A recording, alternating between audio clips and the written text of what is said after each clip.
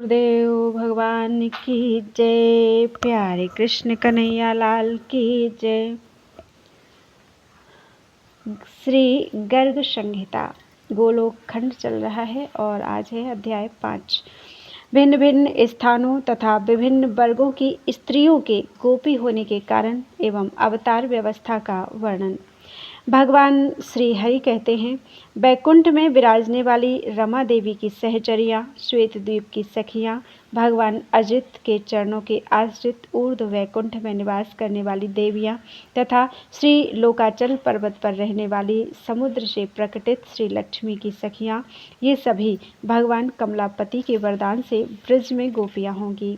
पूर्वकृत विविध पुण्यों के प्रभाव से कोई दिव्य, कोई आदिव्य और कोई सत्व रज तम तीनों गुणों से युक्त देवियाँ ब्रजमंडल में गोपियाँ होंगी। रुचि के यहाँ पुत्र रूप से अवतीर्ण ध्युलोकपति रुचिर विग्रह भगवान यज्ञ को देखकर देवांगनाएं प्रेम रस में निमग्न हो गईं। तदनंतर वे देवल जी के उपदेश से हिमालय पर्वत पर जाकर परम भक्ति भाव से तपस्या करने लगी। ब्राह्मण वे सब मेरे ब्रज में जाकर गोपियाँ होंगी। भगवान धन्वंतरी जब इस भूतल पर अंतर्धान हुए, उस समय संपूर्ण औषधियाँ अत्यंत दुख में डूब गईं और भारतवर्ष में अपने को निष्फल मानने लगीं। फिर सबने सुंदर स्त्री का वेश धारण करके तपस्या आरंभ की। 4 युग व्यतीत होने पर भगवान श्री हरि उन पर अत्यंत प्रसन्न हुए और बोले, तुम सब वर मांगो। यह सुनकर स्त्रियों ने उन महान वन में जब आंखें खोली, तब उन श्री हरि का दर्शन करके वे सब की सब मोहित हो गई और बोली, आप हमारे पति तुल्य आराध्य देव होने की कृपा करें। भगवान श्री हरि बोले, औषधि स्वरूपा स्त्रियों, द्वापर के अंत में तुम सभी लता रूप से वृंदावन में रहोगी और वहाँ रास में मैं तुम्हारा मनोरथ पूर्ण करूँगा। श्री भगवान कहते हैं, ब्राह्मण भक्ति भाव से परिपूर्ण वे बड़भाग्नि बरांगनाएं वृंदावन में लता गोपी होंगी। इसी प्रकार जालंधर नगर की स्त्रियां वृंदापति भगवान श्री हरि का दर्शन करके मन ही मन संकल्प करने लगी, ये साक्षात श्री हरि हम सब के स्वामी हों। उस समय उनके लिए आकाशवाणी हुई, तुम सब शीघ्र ही रमापति की आराधना करो। फिर वृंदा की ही भांति तुम भी वृंदावन में भगवान की प्रिया गोपी होगी। मत्स्यावतार के समय मत्स्य विग्रह श्री हरि को देखकर समुद्र की कन्याएं मुग्ध हो गई थीं। श्री मत्स्य भगवान के वरदान से वे भी ब्रज में गोपियां होंगी। मेरे अंशभूत राजा पृथु बड़े प्रतापी थे। उन महाराज ने संपूर्ण शत्रुओं को जीतकर पृथ्वी से सारी अभीष्ट वस्तुओं का दोहन किया था।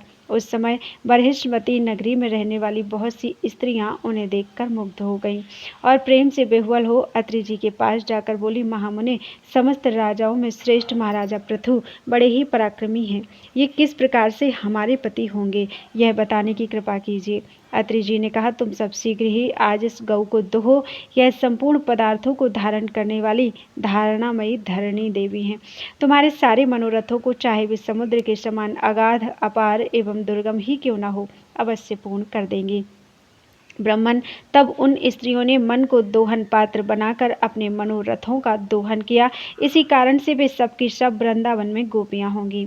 बहुत सी श्रेष्ठ अप्सराएं जिनका रूप अत्यंत मनोहर था और जो कामदेव की सेनाएं थीं, भगवान नारायण ऋषि को मोहित करने के लिए गंधमादन पर्वत पर गईं, परंतु उन्हें देखकर वे भी अपनी सुध बुध खो बैठी। उनके मन में तो भगवान को पति बनाने की इच्छा उत्पन्न हो गई। तब सिद्ध तपस्वी नारायण मुनि ने कहा, तुम ब्रज में गोपियां होगी और वहीं तुम्हारा मनोरथ पूर्ण होगा। ब्राह्मण सुतल देश की स्त्रियां भगवान वामन को देखकर उन्हें पाने के लिए उत्कट इच्छा प्रकट करने लगी।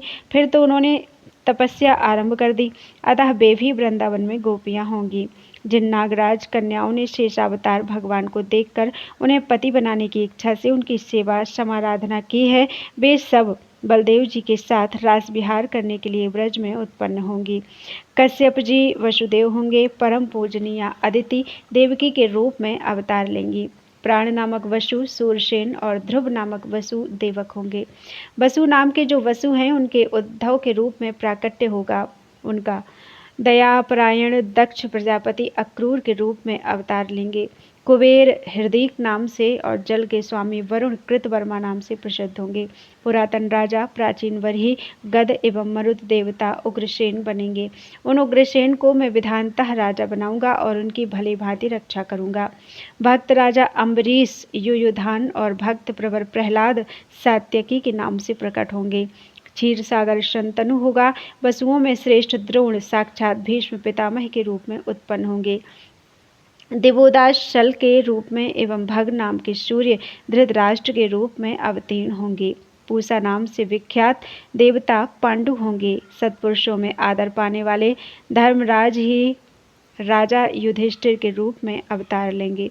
वायु देवता महान पराक्रमी भीमसेन के तथा स्वयंभुव मनु अर्जुन के वेश में प्रकट होंगे। शतरूपा जी सुभद्रा होंगी और सूर्य नारायण कर्ण के रूप से अवतार लेंगे। अश्विनी कुमार नकुल एवं सहदेव होंगे। धाता महान बलशाली वाहलिक नाम से विख्यात होंगे। अग्निदेवता महान प्रतापी द्रोणाचार्य के रूप में अवतार लेंगे। कली का अंश दुर्योधन होगा। चंद्रमा अभिमन्यु के रूप में अवतार लेंगे। पृथ्वी पर द्रोणपुत्र अश्वत्थामा साक्षात भगवान शंकर का रूप होगा। इस प्रकार तुम सब देवता मेरी आज्ञा के अनुसार अपने अंशों और स्त्रियों के साथ यदुवंशी, कुरुवंशी तथा अन्य वंशों के राजाओं के कुल में प्रकट हो। पूर्व समय में मेरे जितने अवतार हो चुके हैं उनकी रानियां रमा का अंश रही हैं। वे भी मेरी रानियों में 16,000 की संख्या में प्रकट होंगी। श्री नारद जी कहते हैं, राजन, कमलासन ब्रह्मा से यूं कहकर भगवान श्री हरि ने दिव्य रूप धारणी भगवती योग माया से कहा।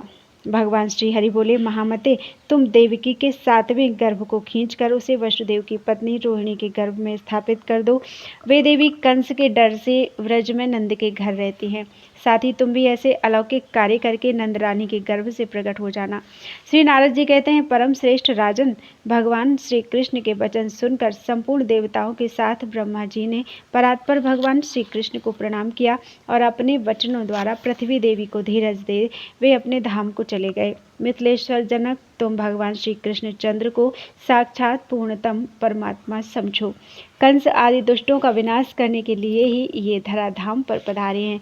शरीर में जितने रोए हैं उतनी जिह्वाएं हो जाए तब भी भगवान श्री कृष्ण के असंख्य महान गुणों का वर्णन नहीं किया जा सकता। महाराज, जिस प्रकार पक्षीगण अपनी शक्ति के अनुसार ही आकाश में उड़ते हैं, वैसे ही ज्ञानी जन भी अपनी मति और शक्ति के अनुसार ही भगवान श्री कृष्ण चंद्र की दिव्य लीलाओं का गायन करते हैं। इस प्रकार श्री गर्ग संहिता में गोलोक खंड के अंतर्गत नारद बहुलाश्व संवाद में अवतार व्यवस्था का वर्णन नामक 5वां अध्याय पूरा हुआ। बोलो वृंदावन बिहारी लाल की जय। त्वदीयं वस्तु गोविंदम तुभ्यमेव समर्पितम्।